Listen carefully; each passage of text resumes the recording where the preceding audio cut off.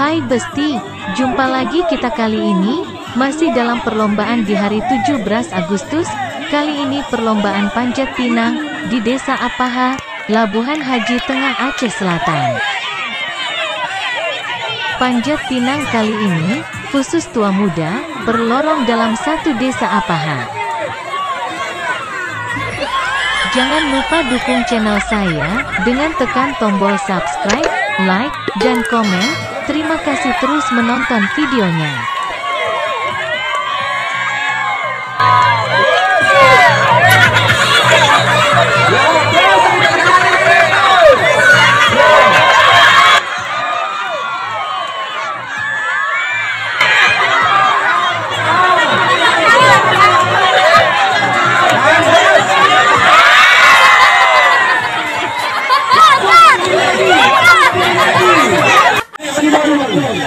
Waktu sebanyak cuma 2 minit.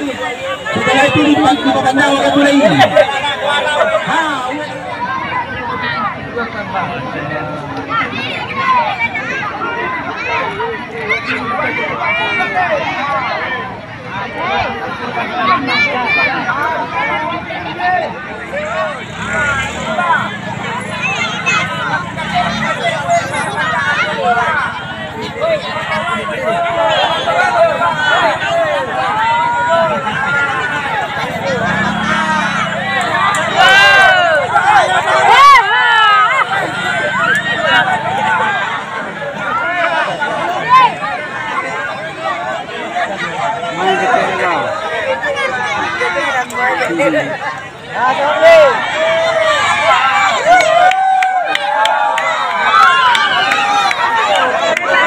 Dewa Tenggara.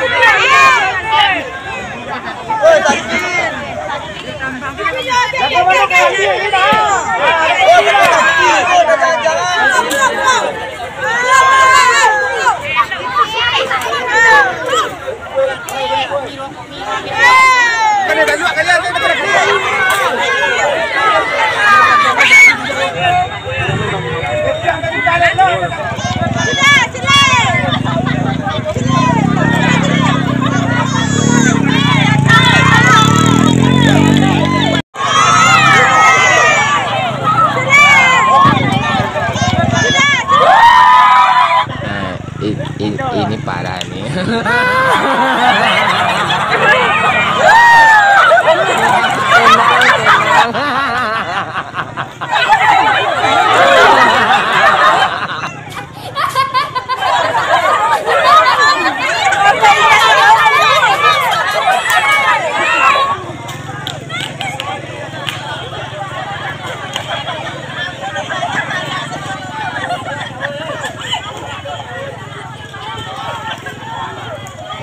Mi tu buat sabu yang naik kan.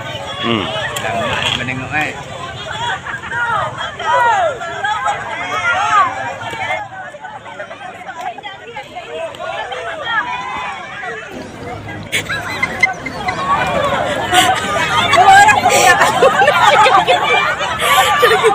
Orang